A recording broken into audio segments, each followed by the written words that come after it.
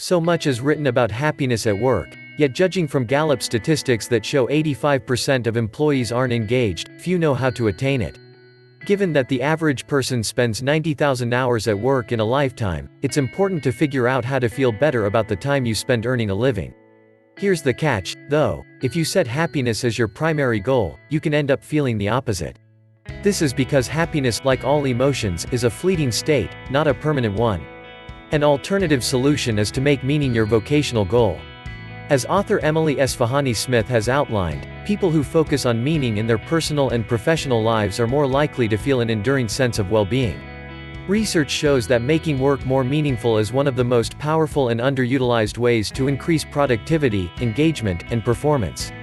In one survey of 12,000 employees, 50% said they didn't get a feeling of meaning and significance from their work, but those who did reported 1.7 times greater job satisfaction, were 1.4 times more engaged, and were more than 3 times as likely to remain with their current employer. As a coach to executives considering their next career move, I often hear clients express their desire to find greater meaning at work. Take John, not his real name, for example. He started a biotech company, which he successfully grew to over $2 billion in revenue. Investors were champing at the bit for him to take the helm of another organization as CEO.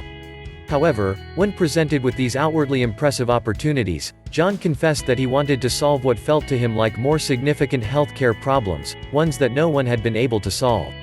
Although he was flattered to be courted for this top role, he was searching for more from his work, including long-term career satisfaction and engagement.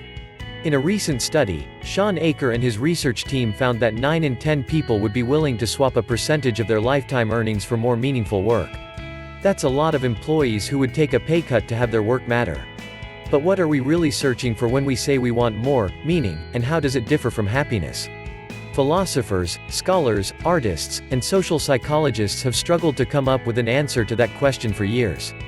According to research on happiness and meaning conducted by psychologist Roy Baumeister and colleagues, 5 factors differentiate meaning and happiness. Getting what you want or need.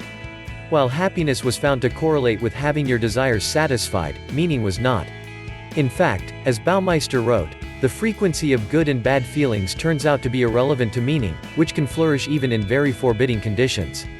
For example, John might have enjoyed the prestige of a CEO title, but his quest to do something that mattered, even if it meant not getting that benefit, overrode this want. Time frame. Baumeister found that while happiness relates directly to the here and now, meaning seems to come from assembling past, present, and future into some kind of coherent story. In John's case, although becoming a chief executive may have brought immediate happiness, he was willing to forego that quick hit of endorphins in order to seek something that reflected his bigger picture and long-term values. Social life. Connections to others is important for both happiness and meaning, but the character of those connections informs the type of fulfillment they give you.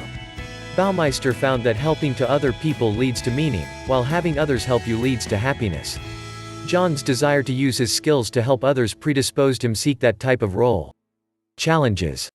Stress, strife, and struggles reduce happiness, but they seem to be part and parcel of a highly meaningful life, according to Baumeister.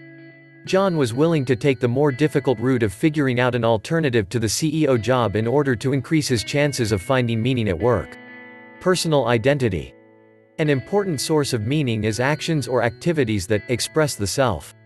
But they are mostly irrelevant where happiness is concerned. John's pull toward a different type of job was an expression of what had become most important to him. Living with meaning and purpose may not make you happy, at least in the short term. It requires self-reflection, effort, and wrestling with issues that initially can be frustrating. But when you approach work situations mindfully, with an eye toward contributing to others while honoring your personal identity, you'll find opportunities to practice the skills that help you find the intrinsic value in your work.